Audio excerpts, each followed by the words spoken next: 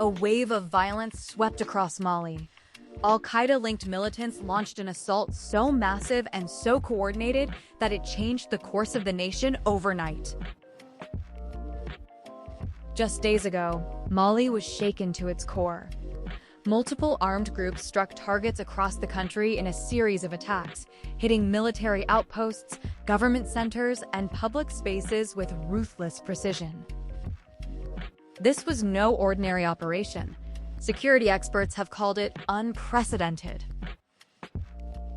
One detail stands out among the chaos. Mali's Defense Minister, Sadio Camara, was killed. His death marks one of the highest-profile losses in Mali's history and underscores the attackers' reach and determination. Camara, who is seen as the architect of Mali's recent security policies, was targeted during the peak of the onslaught, a moment that shocked both Malians and the international community. Let's turn back the clock and trace this escalating conflict. Mali has long been a battleground for both local insurgents and cross-border jihadist groups.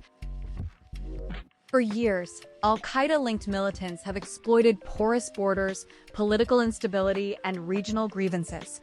But this latest attack shows a new phase, one where militants coordinate not just raids, but a synchronized campaign meant to destabilize the entire government structure. According to reports from The Washington Post, Al Jazeera, and Reuters, the attackers used advanced tactics, simultaneous assaults, diversionary attacks, and rapid mobility. Eyewitnesses described chaos on the streets, and the military struggled to regroup.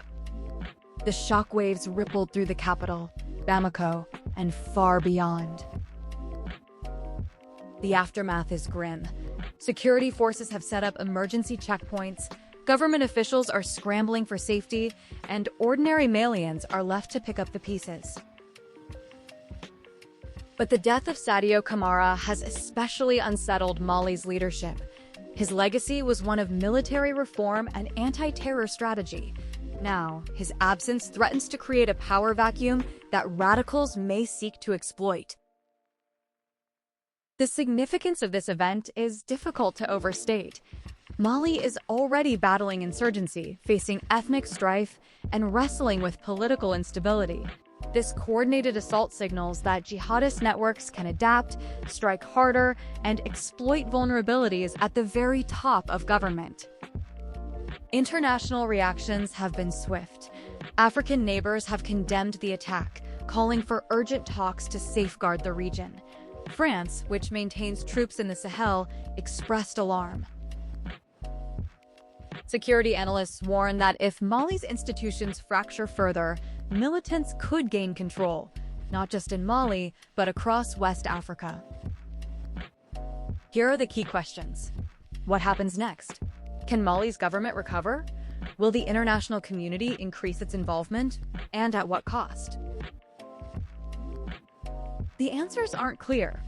What is certain is that Mali stands at a crossroads. Its leaders face tough choices: tighten security, seek alliances, and restore public trust. For the people on the ground, life now means resilience, enduring uncertainty, hoping for peace, and confronting the fear that violence may return. This attack wasn't just a military blow, it's a wake-up call for the entire region. It shows how quickly the lines between state and chaos can blur. And it reminds us that when the highest ranks are vulnerable, no one can afford to look away. For Mali and its neighbors, the coming days will test their resolve. Security, stability, and the hope for an end to violence are all in the balance. The world is watching, and the stakes have never been higher.